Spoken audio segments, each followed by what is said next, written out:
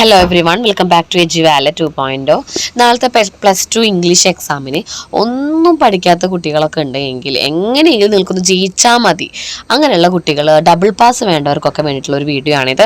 ഇതിൽ നിങ്ങൾക്ക് ആവശ്യമുള്ള ചെറിയ ചെറിയ പോയിന്റുകൾ, അതുപോലെ തന്നെ ചെറിയ ചെറിയ ഡിസ്കോഴ്സസുകൾ, അതിൻ്റെ കുറച്ച് ഫോർമാറ്റുകളൊക്കെയാണ് അതിലുള്ളത് കേട്ടോ. എല്ലാവർക്കും ഒരേപോലെ ഹെൽപ്ഫുൾ ആവുന്ന വീഡിയോ ആണിത്. ഓക്കെ, അപ്പോൾ ഇതിൽ 7 പാഠങ്ങളുടെ കാര്യങ്ങളാണ് പറയുന്നുള്ളൂ. നമ്മൾ ഡ്രഗ് അബ്യൂസിൻ്റെ പാഠം പറഞ്ഞിട്ടില്ല കേട്ടോ. ഇതിൽ 3 Years of Empowerment ഒരു സ്പീച്ചാണ്, ക്രിസ്റ്റ്യൻ ലിഗാർഡാണ് എഴുതിയിരിക്കുന്നത്. എനി വുമൺ പോയമാണ്, കാതറിൻ ടെനൻ ആണ്. മാച്ച് ബോക്സ് ഷോർട്ട് സ്റ്റോറിയാണ്, ആശാ പൂർണ്ണാദേവി. ഹൊറിഗൽ ഒരു അനക്ഡോട്ടാണ്, Sudhamurthy. The hour of truth 1 act play ആണ്, പേഴ്സ്വൽ വിൽഡയുടെ. 3 വീൽഡ് റെവല്യൂഷൻ ഇന്റർവ്യൂ ആണ് വിത്ത് ഇർഫാൻ ആലത്തിന്റെ. റൈസ് പോയാണ്, ചെമ്മനം ചാക്കോ. പിന്നെ ഒരു ദിദി എന്ന് പറഞ്ഞതുണ്ട്, ഷഹീൻ മിസ്ട്രിയുടെ ഒരു എന്താ പറയുക, ഓൺ ദ സ്റ്റോറിയാണ് അതിൽ പറയുന്നത് കേട്ടോ, ഷഹീൻ മിസ്ട്രിയുടെ. പിന്നെ ഒരു ഡ്രഗ് അബ്യൂസിൻ്റെ ഒരു ചാപ്റ്റർ ഉണ്ട്, ഡ്രഗ്സിനെ കുറിച്ചിട്ടുള്ള ഒരു ചാപ്റ്റർ ഉണ്ട്.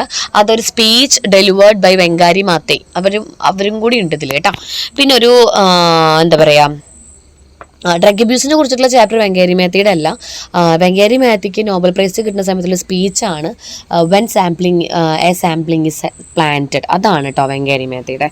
അപ്പോൾ അത്രയും 3 പാഠങ്ങളും കൂടി ഇതിൽ നിങ്ങൾ ഇൻക്ലൂഡ് ചെയ്തിട്ട് ആരാണ് എഴുതിയെന്നും ഓതറും അതുപോലെ എന്താണ് അത് ജനറെന്നും കൂടി പഠിക്കുക. പിന്നെ ഭയങ്കര കുഞ്ഞു കാര്യങ്ങളാണ്, കുഞ്ഞു രീതിയിലാണ് ഇത് ഷോർട്ടായിട്ട് പറയുന്നത്. 3 Years of Empowerment എന്താണ്, സ്പീച്ച് മെയ്ഡ് ബൈ ക്രിസ്റ്റ്യൻ ലിഗാർഡാണ്. അവിടെ 3 Lsകളെ കുറിച്ചിട്ടാണ് പറയുന്നത്. എന്തൊക്കെയാണ് ആണെങ്കിൽ ലേബർ ലീഡർഷിപ്പ് ആണ്, വുമൻസിന് എഡ്യൂക്കേഷൻ വേണം, പിന്നെ ലേബറിൽ പ്രൊട്ടക്ഷൻ വേണം, ലീഡർഷിപ്പ് എംപവർ ചെയ്യാൻ വേണം, ഇതൊക്കെയാണ് അതിൽ പറയുന്നത്. ലെസൺ 2 എന്ന് പറയുമ്പോൾ എനി വുമൺ ഒരു പോയാണ്, മീനിങ് ഫുൾ പോയാണ്, കാതറിൻ ടെനൻ എഴുതിയതാണ്. അവിടെ അമ്മയുടെ സ്നേഹങ്ങളൊക്കെയാണ് പറയുന്നത്. ഒരു ഫാമിലിയിൽ വുമൻസിനെ പറ്റിയിട്ടുള്ള ഇമ്പോർട്ടൻസ് ആണ്. വുമനെ കമ്പയർ ചെയ്തിരിക്കുന്ന പില്ലർ, കീ സ്റ്റോൺ ഒക്കെ ആയിട്ടാണ് കമ്പയർ ചെയ്തിരിക്കുന്നത്. ചിൽഡ്രൻസ് ലവ് ആൻഡ് അഫെക്ഷൻ കൊടുക്കുന്നു, മദർ ഫാമിലി ടുഗദർ ആയിട്ട് കൊണ്ടുപോകുന്നു. പിന്നെ ഫൗണ്ടേഷൻ ആണ്, പ്രൊട്ടക്ഷനും ഡെക്കറേഷനും എല്ലാം ആരാണ്, മദറാണ്. അതാണ് ആ പാഠത്തിൽ പറയുന്നത്. അവസാനം മദർ പ്രാർത്ഥിക്കുന്ന, ഗോഡിനോട് പ്രാർത്ഥിക്കുന്ന ആ ഒരു ഭാഗം കൂടിയിട്ടാണ് ആ പോയം എഫക്റ്റീവ് ആവുന്നത്. 3ാമത്തെ ചാപ്റ്റർ മാച്ച് ബോക്സ് ആണ്, ഷോർട്ട് സ്റ്റോറിയാണ്, ആശാപൂർണ്ണ ദേവിയുടെയാണ്. ഇത് നോമിത എന്ന് പറഞ്ഞൊരു പുവർ വില്ലേജ് ഗേളിനെ കുറിച്ചിട്ടാണ് പറയുന്നത്. നോമിതയുടെ മാരേജ് കഴിഞ്ഞ് അജിത്ത് എന്ന് പറഞ്ഞ റിച്ച് മാൻ ആയിട്ട്, അജിത്ത് ഒരു അൺകൈൻഡ് ആൻഡ് ഡൗട്ട്ഫുൾ മാൻ ആണ്. നോമിത അമ്മയ്ക്ക് ഇത് ലെറ്ററൊക്കെ ഓപ്പൺ ചെയ്ത് വായിക്കുകയാണ്. അപ്പോൾ ആംഗ്രി വന്നിട്ട് അവർ തമ്മിലുള്ള ആ ഒരു ക്വാരലും പിന്നെ സാരി കത്തിക്കുന്നതും ഒക്കെയാണ് അതിൽ പറയുന്നത്. ഒരു ടിപ്പിക്കൽ ഇന്ത്യൻ വുമന്റെ ഒരു എക്സാമ്പിൾ ആണ് നോമിത. ഹൊറിഗലു എന്ന് പറയുന്ന ഒരു അനക്ഡോട്ട് ആണ്, അതായത് സുധാമൂർത്തിയുടെ ശരിക്കും സംഭവ കഥ എന്ന് വേണമെങ്കിൽ നമുക്ക് പറയാം അല്ലെ. അത് ഗ്രാൻഡ് ഫാദറിനെ കുറിച്ചിട്ടും അതുപോലെ തന്നെ റിട്ടയർഡ് സ്കൂൾ ടീച്ചറാണ്. ഗ്രാൻഡ് ഫാദർ മറ്റുള്ളവരുടെ വിഷമങ്ങളെല്ലാം കേൾക്കുന്ന ഒരു വ്യക്തിയാണ്, ഗുഡ് ലിസണർ ആണ്, അതേഴ്സ് പ്രോബ്ലം ആണ് ലിസൺ ചെയ്യുന്നത്. ഷീ സ്പീക്സ് അബൌട്ട് രത്ന, 2ാമത്തെ ക്യാരക്ടർ രത്നയാണ്, ഹെയർ ഫ്രണ്ട് ആണ്. She was a smart and also listen other problems. Then great social service ആണ് ഇവർ രണ്ടുപേരും ചെയ്യുന്നത്.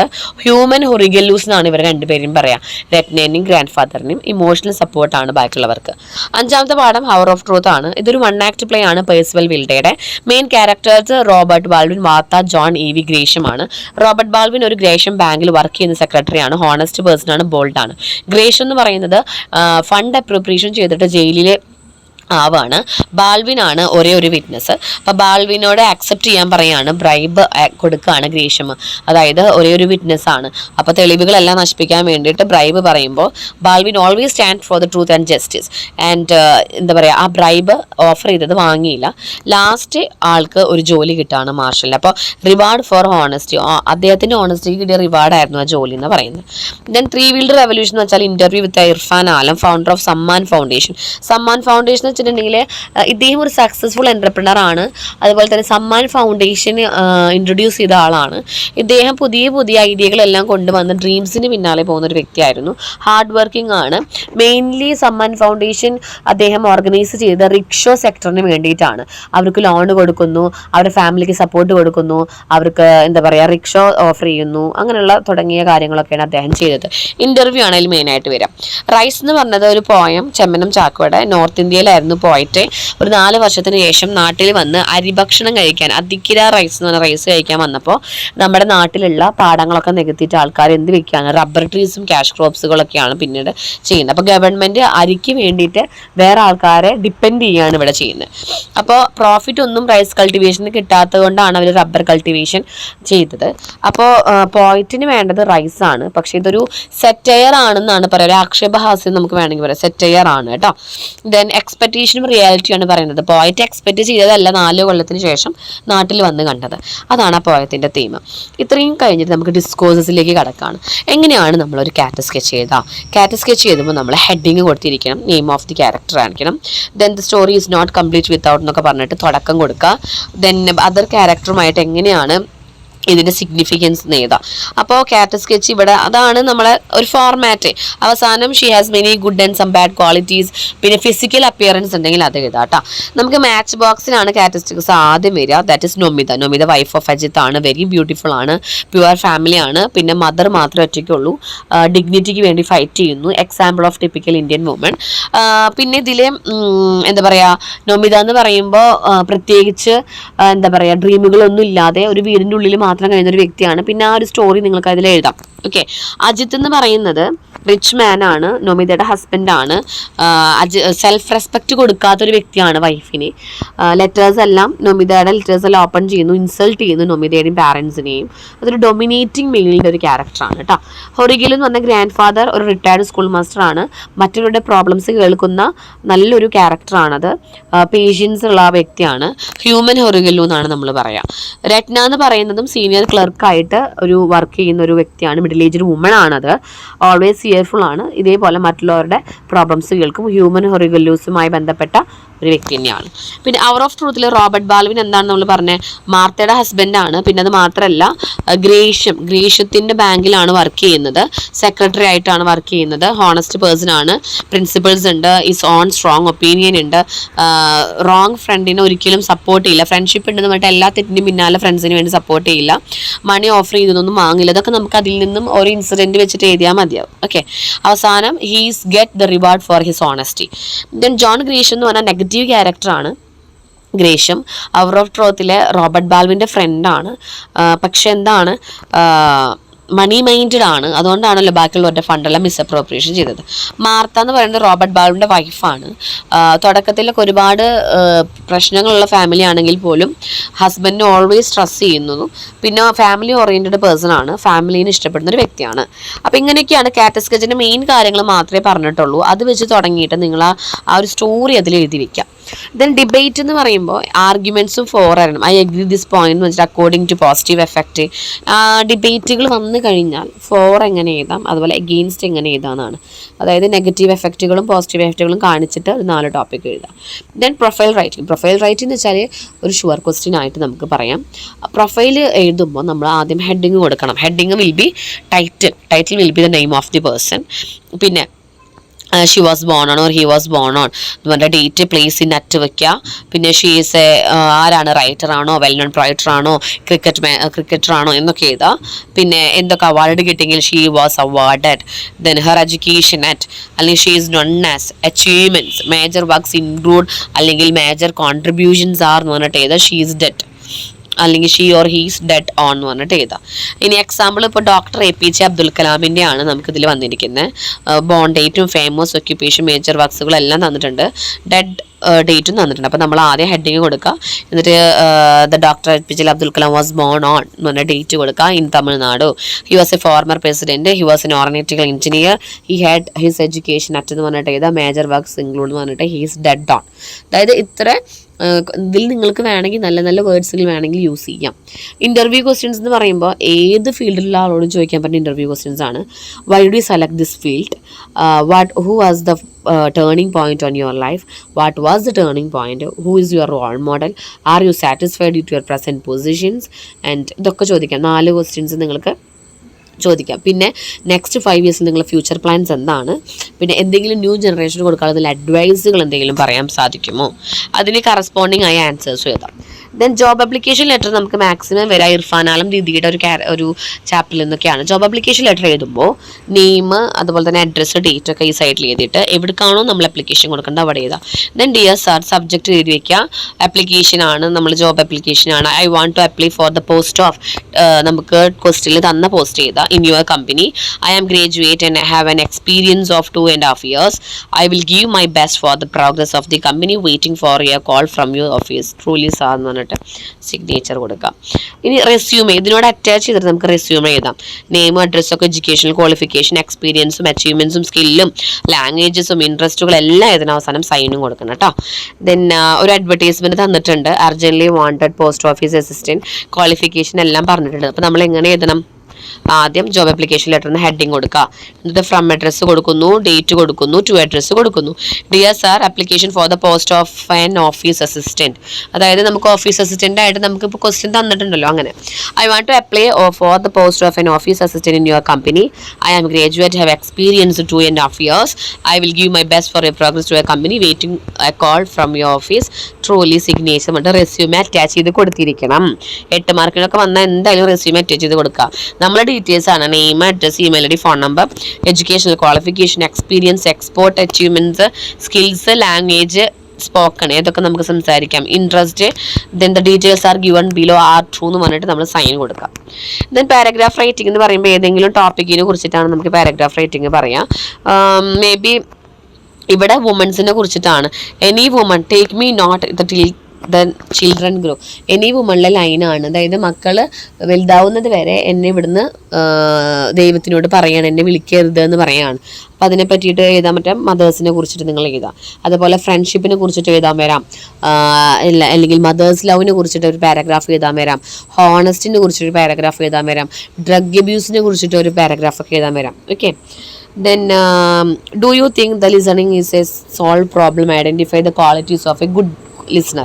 അപ്പോൾ എന്താ ഗുഡ് ലിസണറിലെ സ്പീക്ക് ലെസ് ഹിയർ മോർ ആണ്, പോസിറ്റീവ് റെസ്പോൺസ് കൊടുക്കണം, കോൺഫിഡൻറ്റ് ഉണ്ടായിരിക്കും, നെവർ ഇൻറ്റർപ്രറ്റ്, ഇമോഷൻസ് എല്ലാം കൺട്രോൾ ചെയ്യാൻ അറിയണം.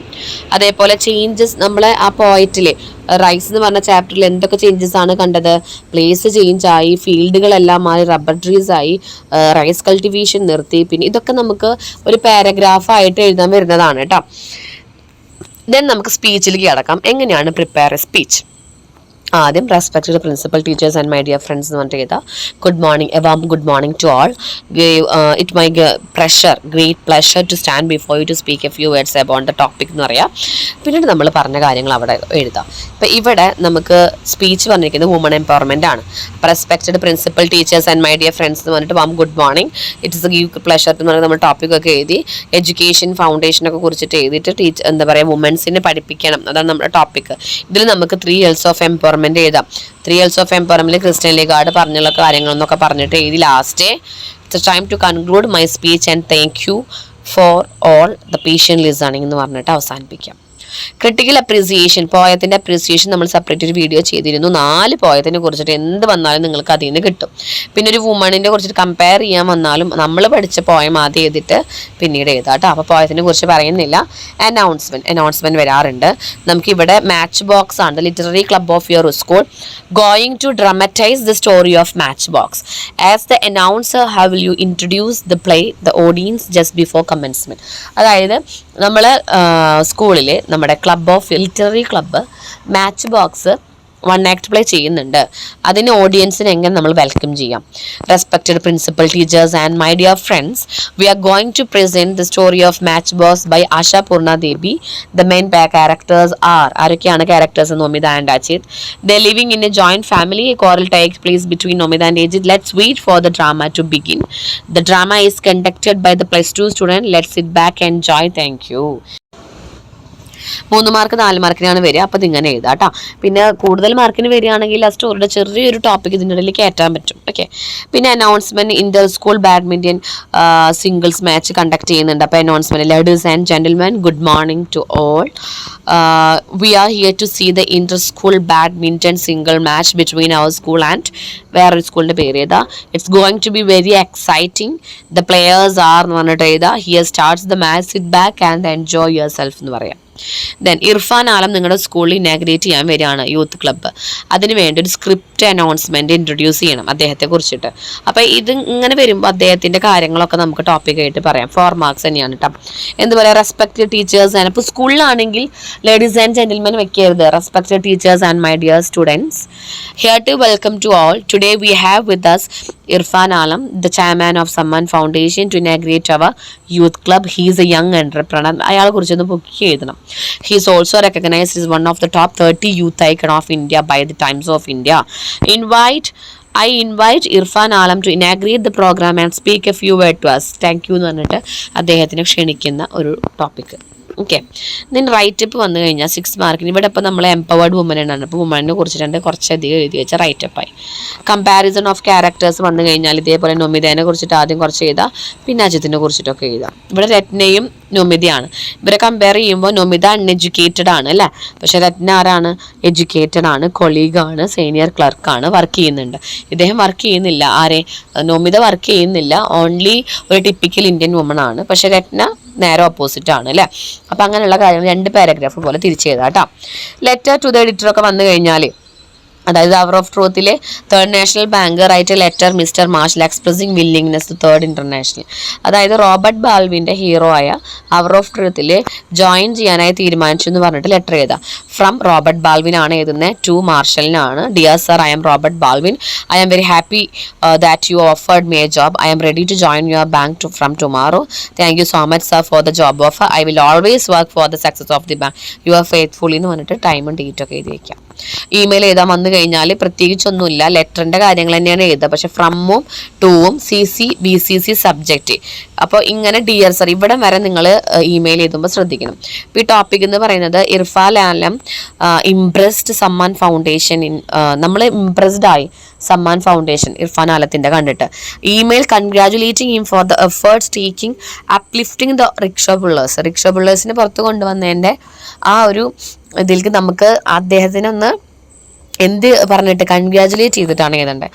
അപ്പോൾ അഡ്രസ്സ് നമുക്ക് ഇഷ്ടമുള്ളത് ഫ്രം അഡ്രസ്സിൽ ടു അഡ്രസ്സ് ചെയ്താൽ, എന്നിട്ട് subject congratulating Irfan Alam and suggest you some new ways. I have read your interview. I am very thrilled. I want to congratulate you on your achievement. I came to know that you are planning to make some modification in rickshaws. I have some suggestions.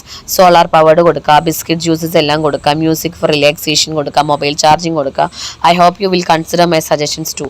അപ്പോൾ suggestions കൊടുക്കണം എന്ന് പറഞ്ഞാൽ suggestions കൊടുത്ത് കാണിക്കുക, ഇല്ലെങ്കിൽ വെറുതെ congratulate ചെയ്തിട്ട് എഴുതിയിട്ട് അവസാനത്തെ റിഗാർഡ്സ് ചെയ്താൽ കേട്ടോ. ഓക്കെ. ഇനി ക്വസ്റ്റ്യൻ ആൻസറിങ് നമുക്ക് വരും.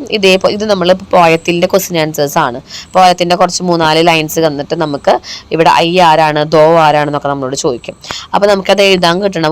നമ്മൾ വുമൺസിൻ്റെ പോയം തീരെ പഠിക്കാത്തവർ മിസ് പോയത്തിൻ്റെ വീഡിയോ ഇട്ടിട്ടുണ്ട്, അത് കാണുക കേട്ടോ. അത് കേട്ടിരുന്നാൽ തന്നെ നിങ്ങൾക്കത് എഴുതാനായിട്ട് സാധിക്കും. ഇവിടെ ചിൽഡ്രൻ ഗ്രോ എന്ന് പറയുന്നത് ആരാണ്, നമ്മുടെ മദറാണ്. എന്ന് പറയുന്നത് ഇവിടെ മദറാണ്. ദോ എന്ന് പറയുന്നത് ഇവിടെ ഗോഡ് ഓർ ജീസസ് ആണ്. മാനേജർ ചെയ്യുന്നത് ആരാണ്, മദർ തന്നെയാണ്. പിന്നെ സ്പീച്ച് ലൈനിൽ എന്തൊക്കെയാണ് പറയുന്നത് അതൊക്കെ നമുക്ക് ആ ഒരു അപ്രീസിയേഷൻ പഠിച്ചു കഴിഞ്ഞാൽ കിട്ടും. കണ്ടോ, ഇതിനെയാണ് കോംപ്രഹെൻസീവ് എന്ന് പറയുക. പിന്നെ എന്തെങ്കിലും ഐഡിയാസ് ഉണ്ടെങ്കിൽ നിങ്ങൾക്ക് പറയാം എന്നുള്ളതാണ് കോംപ്രഹെൻസീവ് ഐഡിയ. ഇനി പാസേജുകൾ തന്നിട്ട് നമുക്ക് നമ്മൾ കാണാത്ത പാസേജ് തന്നതിന് ക്വസ്റ്റ്യൻ ആൻസേഴ്സ് എഴുതാൻ വന്നാലും നിങ്ങൾക്ക് കിട്ടണം. അപ്പോൾ നമ്മൾ ഈ പാസേജ് നന്നായി വായിച്ചു കഴിഞ്ഞിട്ട് വേണം അതിനെ പറ്റിയിട്ട് എഴുതാനായിട്ട്. ഓക്കെ. ദെൻ ഇത്രയാണ് നമ്മൾ എന്ത് ചെയ്യാനുള്ളത്. നിങ്ങൾക്ക് ജയിക്കാൻ വേണ്ടുള്ളൂ എങ്കിൽ നിങ്ങൾ ഈ വീഡിയോ കണ്ടാൽ മതി. ഡബിൾ പാസ് കിട്ടാനൊക്കെ ഹെൽപ്ഫുള്ളാണ് കേട്ടോ. കാരണം അത്യാവശ്യം ഇമ്പോർട്ടൻ്റ് ആയിട്ടുള്ള ഡിസ്കോഴ്സസുകൾ, അതുപോലെ തന്നെ ഇമ്പോർട്ടൻ്റ് ആയ ക്യാരക്ടർ സ്കെച്ചുകൾ, അനൗൺസ്മെൻറ്റ്, സ്പീച്ചുകൾ, ലെറ്റർ ടു ദ എഡിറ്റർ, ഇങ്ങനെ തുടങ്ങിയ കാര്യങ്ങളൊക്കെയാണ് നമ്മളിപ്പോൾ ഈ വീഡിയോയിൽ ഡിസ്കസ് ചെയ്തത്. അപ്പോൾ എല്ലാവരും എത്രയും വേഗം പഠിക്കാനായിട്ട് ശ്രദ്ധിക്കുക കേട്ടോ. പിന്നെ ഇമ്പ്രൂവ്മെൻറ്റിൻ്റെ ബാച്ചിനെ കുറിച്ച് അറിയേണ്ടവരും അതുപോലെ തന്നെ ക്രാഷ് ബാച്ചിനെ കുറിച്ച് അറിയേണ്ടവരും മിസ് ഡിസ്ക്രിപ്ഷൻ ബോക്സിൽ കൊടുക്കുന്ന നമ്പറിലൊന്ന് കോൺടാക്ട് ചെയ്യുക. Okay, thank you.